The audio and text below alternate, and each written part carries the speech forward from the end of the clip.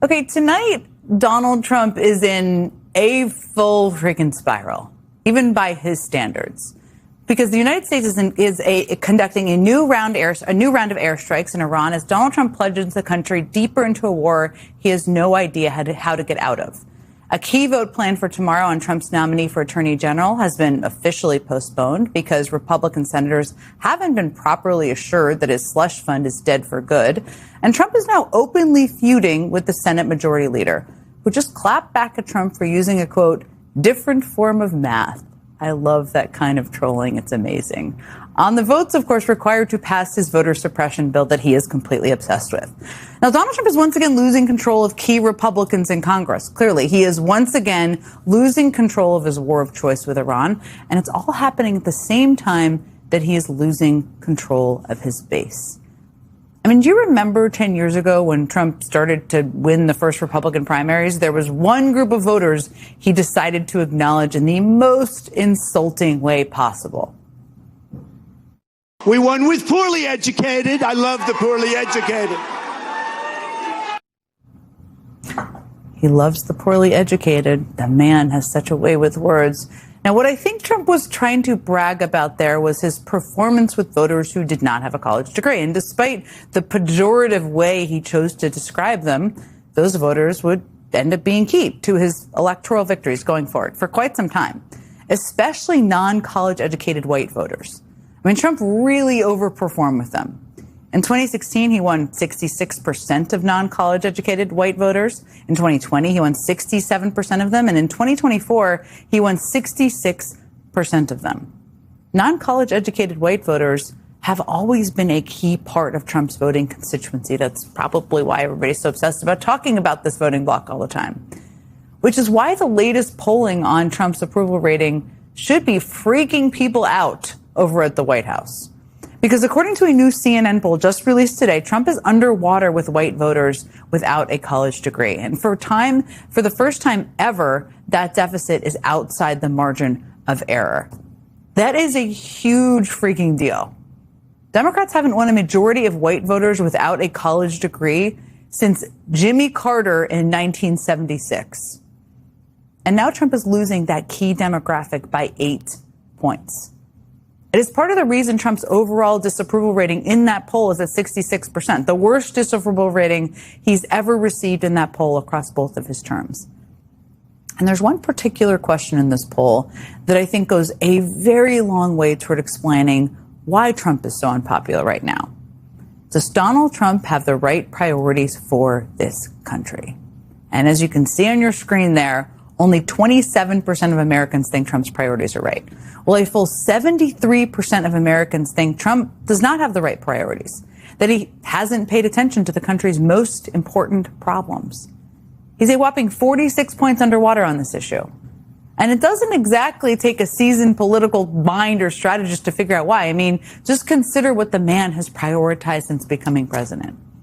There's his hyper-focus on various D.C. construction projects, from his ballroom to his arch to the reflection pool. I mean, it seems like every day we get a new one of these weird-looking projects, often in various shades of gold, that he's rolling out, that he's super focused and obsessed about.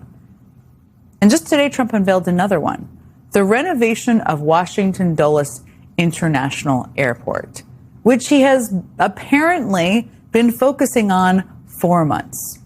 And according to CBS News, hefty tabletop models were taken back and forth to the White House multiple times for the president's perusal, and his edits to plans for the terminal transport buses, parking lot location, baggage handling system, underground trains, and general airport aesthetic. He's really in the weeds on this one.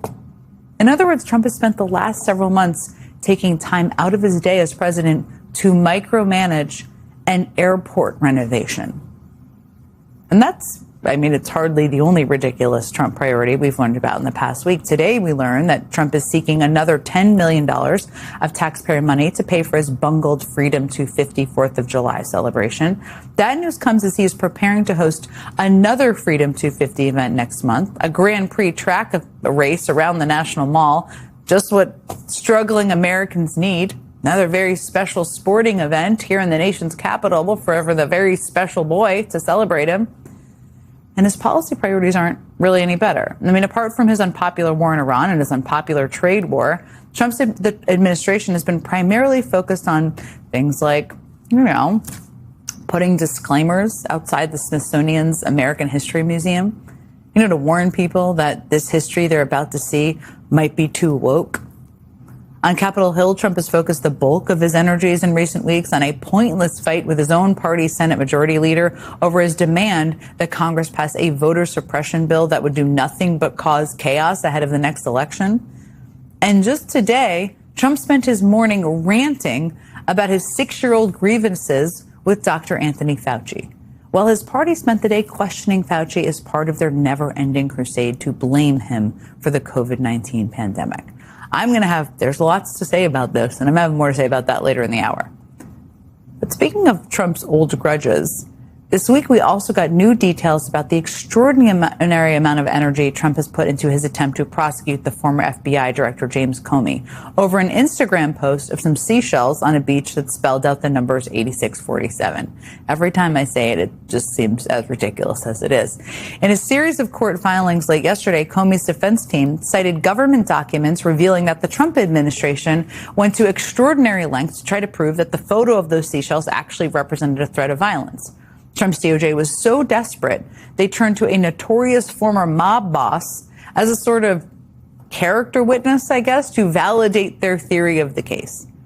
They interviewed Salvatore Gravano, better known as Sammy the Bull. There, you can see him. There you go, right there on your screen, who, according to the filing, was involved in the murder of at least 19 people, to get him to vouch for their claim that 86 was mob slang for murder.